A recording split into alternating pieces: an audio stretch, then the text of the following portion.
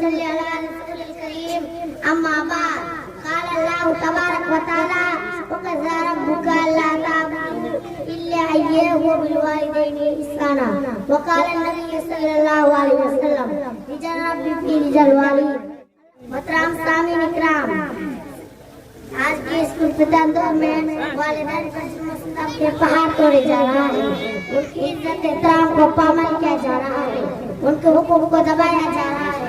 ہم اس ماں پر جرم و زیادتی کے برسات کرتے ہیں جس ماں نے ہمیں 9 مہینہ اپنے پیٹ میں رکھا، جس ماں نے 2.5 سال دودھ پلایا۔ مجھے بتا تو صحیح کیا والدین کا حق ہے؟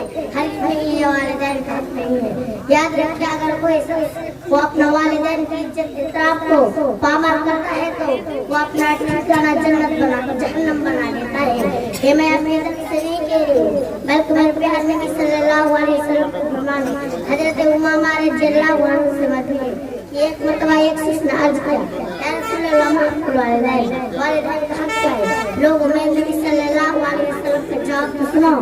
میرے نبی صلی اللہ علیہ وسلم نے جواب دیا، ہما جنت کا و نارو کا، وہی دونوں تمہارے لیے جنت اور دوزخ ہے۔ محترم سامعین، اس حدیث پر غور کریں گے تو پتہ چلے گا کہ والدین کا حق کیا ہے۔ مطلب یہ ہے کہ وہ اپنا والدین کی عزت احترام کو پامال کرتا ہے تو وہ اپنا ٹھکانہ جنت بنا لیتا ہے، اور اس کے برعکس کرنے پر وہ اپنا ٹھکانہ جہنم بنا لیتا ہے۔ یہ میں اپنی طرف سے نہیں کہہ رہی ہوں۔ ترمذی شریف جلد رام عبداللہ بن عمر فرماتے ہیں کہ نبی صلی اللہ علیہ وسلم نے ارشاد فرمایا، رجال کے پیر کر والد، اللہ کی رضامندی والد کی رضامندی ہے، اللہ کی رضامندی والد کی رضامندی ہے، اور کسی اولاد سے والدین کی عزت اللہ تعالیٰ کی ہے۔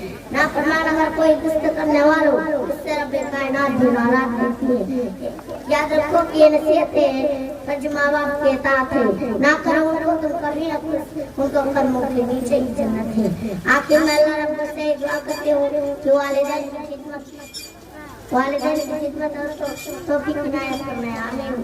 تقبل یا رب العالمین۔ السلام علیکم۔ وعلیکم السلام ورحمۃ اللہ وبرکاتہ۔